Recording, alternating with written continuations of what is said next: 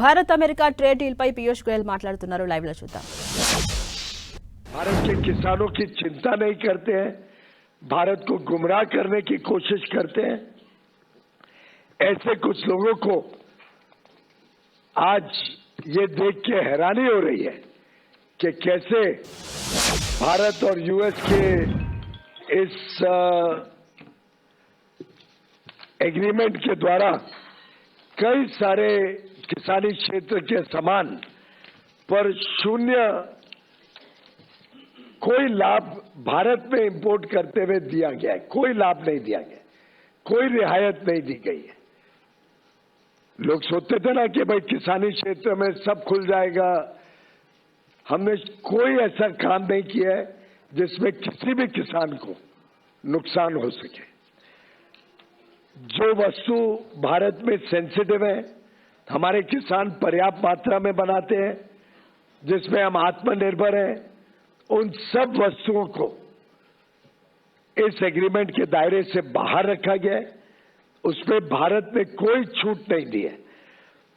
जैसे कि उदाहरण के लिए जीएम का बना हुआ जेनेटिकली मॉडिफाइड कोई वस्तु भारत में नहीं आएगा. मीट उसमें कोई रियायत नहीं दी गई है. पोल्ट्री कोई रियायत नहीं दी गई है. डेयरी के कोई वस्तु के ऊपर कोई रियायत नहीं दी गई है. सोयाबीन कोई रियायत नहीं दी गई है. मेज कोई रियायत नहीं दी गई है. मेज यानी मक्का, कोई रियायत नहीं है. चावल, गेहूं, चीनी, सीरियल्स, ये कोई रियायत नहीं दी गई है. मिलेट जैसे ज्वार, बाजरा, रागी, कोडो, अमरनाथ, इस पर कोई रियायत नहीं दी गई है. फल जो भारत में पर्याप्त मात्रा में बनते हैं, जैसे केला, बनाना, स्ट्रॉबेरी, चेरीज, सिट्रस फ्रूट, उस पर कोई रियायत नहीं दी गई है. ग्रीन पी, काबुली चना, मूंग, कोई रियायत नहीं दी गई है. ऑयल सीड्स, कोई रियायत नहीं दी गई है. कुछ एनिमल फीड के प्रोडक्ट्स हैं, ग्राउंडनट्स, हनी, मॉल्ट और मॉल्ट से बना हुआ सामान, non alcoholic beverages, flower and meals, starch, essential oils, ethanol जो बड़े पैमाने में भारत में बन रहा है, और टोबैको जो हमारा एक प्रकार से निर्यात होता है बड़े रूप में. इन सभी वस्तुओं पे किसी प्रकार की रियायत इस एग्रीमेंट के द्वारा नहीं दी गई है. और इसीलिए मैं डंके की चोट पर कह सकता हूं कि किसी प्रकार से ये करार भारत और यूनाइटेड स्टेट्स ऑफ अमेरिका के बीच भारत के किसानों के हितों को, भारत के एमएसएमईज को, भारत के हैंडीक्राफ्ट और हैंडलूम को किसी प्रकार का कोई नुकसान नहीं पहुंचाता है, बल्कि हमारे हुनर वाले युवा युवती, हमारे कर्मठ कर्मचारी, हमारे कारीगर, हमारे विश्वकर्मा, हमारी बहनें, विशेषकर जो वस्त्र क्षेत्र के साथ जुड़े हैं, टेक्सटाइल्स, लेदर के और फुटवेयर के साथ जुड़े हुए हैं, टॉयज के साथ जुड़े हुए हैं, स्पोर्ट्स गुड्स के साथ जुड़े हुए हैं. ढेर सारे ऐसे क्षेत्र हैं जहां भारत को अब अमेरिकन मार्केट में लाभ मिलेगा. भारत को कम ड्यूटी पर, बाकियों से कम ड्यूटी पर, मात्र 18% पर रेसिप्रोकल ड्यूटी, उनको वहां पे मार्केट एक्सेस मिलेगा. होम डेकोर हो, वुड और फर्नीचर हो, पिलोज, कुशन जो अपहोल्स्ट्री के साथ सामान बनता है, quilts, comforters, non electrical lamps, इसी प्रकार से जो मशीनरी और पार्ट्स, अलग अलग प्रकार के मशीनरी के पार्ट्स होते हैं, खिलौनों का मैंने जिक्र किया, टॉयज, ज्वेलरी जो बनती है, jewellery, leather and footwear, textile और अपैरल का बहुत बड़ा हमारा निर्यात में फायदा होगा। खासतौर पे सिल्क, जिसको silk is at zero duty, silk के प्रोडक्ट्स जीरो ड्यूटी पे ले आए हैं। तो एक प्रकार से अलग अलग क्षेत्रों को निर्यात के लिए लाभ देना और हमारे किसानी क्षेत्र को आयात से संभालना, सुरक्षित रखना, ये दोनों का twin objective United states of America और भारत के इस द्विपक्षीय करार में किया गया है। मैं माननीय प्रधानमंत्री नरेंद्र मोदी जी और माननीय डोनाल्ड ट्रंप जी, राष्ट्रपति यूनाइटेड स्टेट्स के, दोनों को बधाई देता हूं कि बड़ा ही फेयर, इक्विटेबल और बैलेंस्ड ट्रेड एग्रीमेंट जो भारत के हितों को संरक्षित रखता है, द्विपक्षीय व्यापार को मौका देता है बढ़ने के लिए, भारत को अलग अलग प्रकार के टेक्नोलॉजी प्रोडक्ट्स जो हमारे विकास के लिए हमें आवश्यकता है, उदाहरण के लिए हवाई जहाज हो, सेमीकंडक्टर्स हो, चिप्स हो, एआई मिशन को हमें आगे लेके जाना है, हाई क्वालिटी मशीनरी हो जो हमें सेमीकंडक्टर इंडस्ट्री और क्वांटम और हाई क्वालिटी इनोवेटिव प्रोडक्ट्स जो भारत में लगते हैं, इन सबको अब भारत में मौका मिलेगा।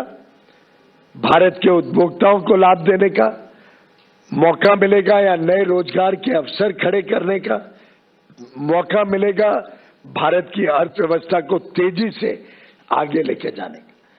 मैं समझता हूं ये समझौता हम समर्पित करते हैं भारत के निर्यातकों को, ये समझौता हम समर्पित करते हैं भारत के किसानों को, ये समझौता समर्पित है भारत के सूक्ष्म, लघु और मध्यम उद्योग एमएसएमईज को, ये समझौता समर्पित है भारत के कामगारों को, युवाओं को, बहनों को, मछुआरों को और लाखों करोड़ों लोगों को इस बहुत ही बेहतरीन करार से बड़े पैमाने पे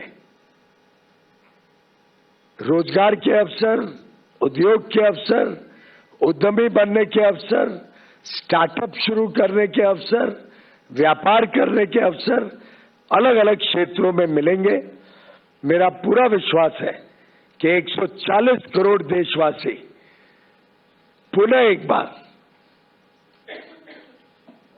दिवाली मनाएंगे, खुशहाली मनाएंगे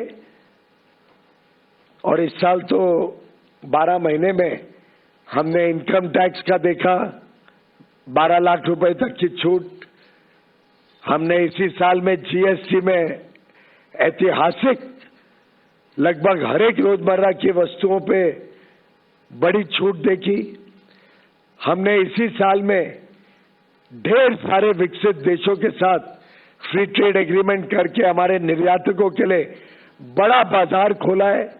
चाहे वो 1 अक्टूबर से लागू हो गया एफ्टा का 4 यूरोपियन देशों का करार हो, ये 27 देशों का ईयू का करार जो 27 जनवरी को ही तय हुआ है, चाहे यूके का एग्रीमेंट जो जुलाई पिछले वर्ष माननीय प्रधानमंत्री जी ने मंजूरी दी, हस्ताक्षर हुआ जिस पर, चाहे न्यूजीलैंड का फ्री ट्रेड एग्रीमेंट 2 महीने पहले हुआ हो, चाहे करना पड़ेगा।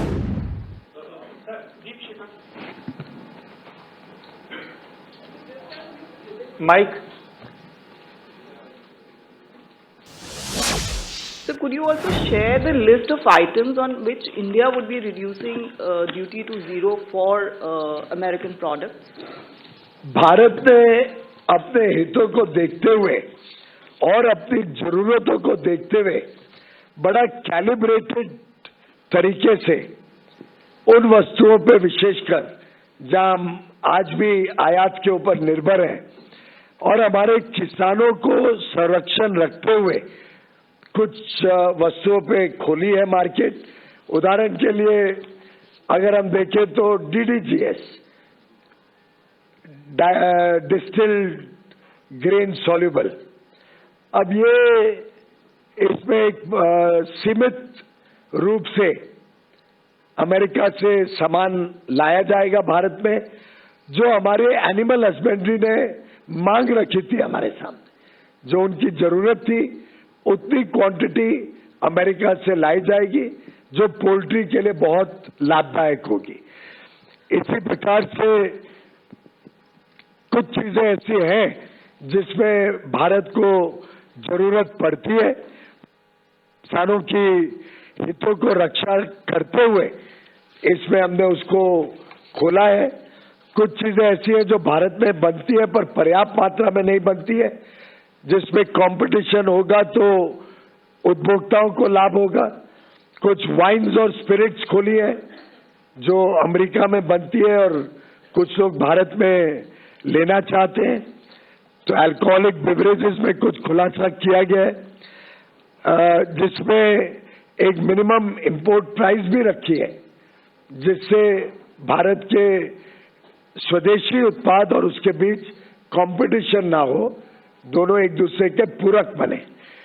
तो कुछ चीजें हम 20 साल से जब यूपीए की सरकार चल रही थी तब से इंपोर्ट चलते आ रहे हैं, जैसे पिस्ता है, वॉलनट है, आलमंड है, कुछ लेंटिल है, कुछ चीजें वर्षों से निर्यात होते जा रही हैं। उन चीजों के ऊपर हमने फेस्ड एलिमिनेशन कुछ चीजों पर, और जो हमारी जरूरत है कुछ चीजों पर शुरू से ही उनको छूट दी है।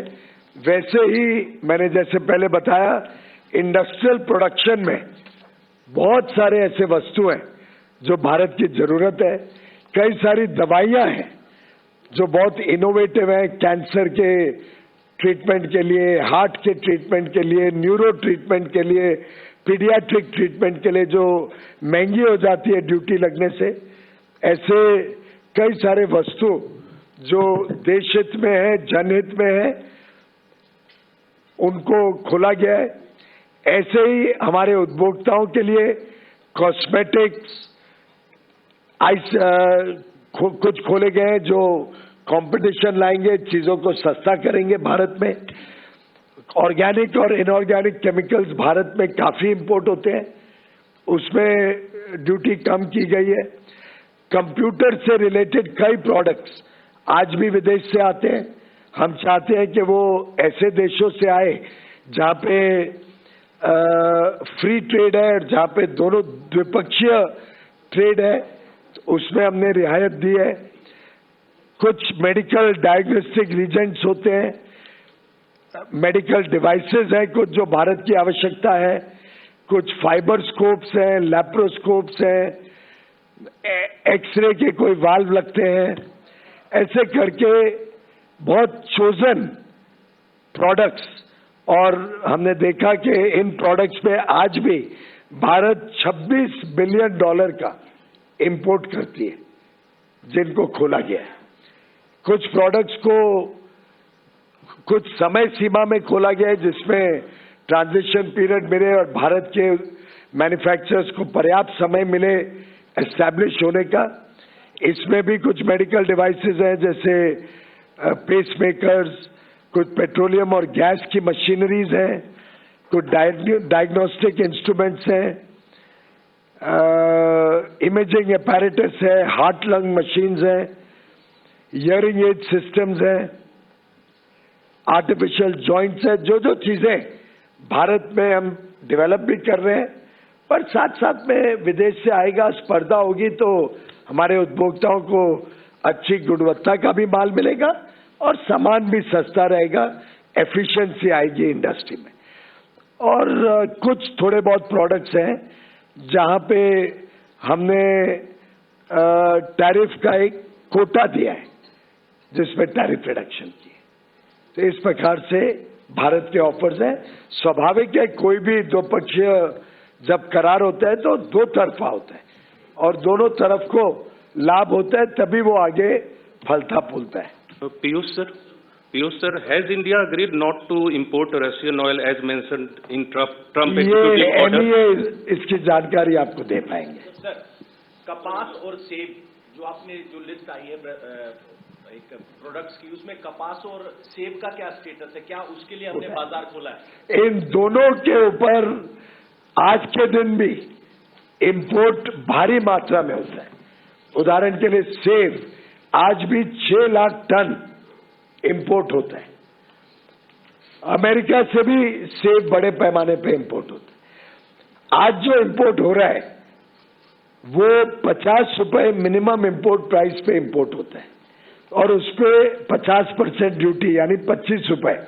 तो एक प्रकार से सेब के किसानों को संरक्षण देने के लिए 50 मिनिमम इंपोर्ट प्राइस, उस पर 25 ड्यूटी, 75 रुपए आज एक फ्लोर है जिससे नीचे इंपोर्टेड माल नहीं आ सकता है।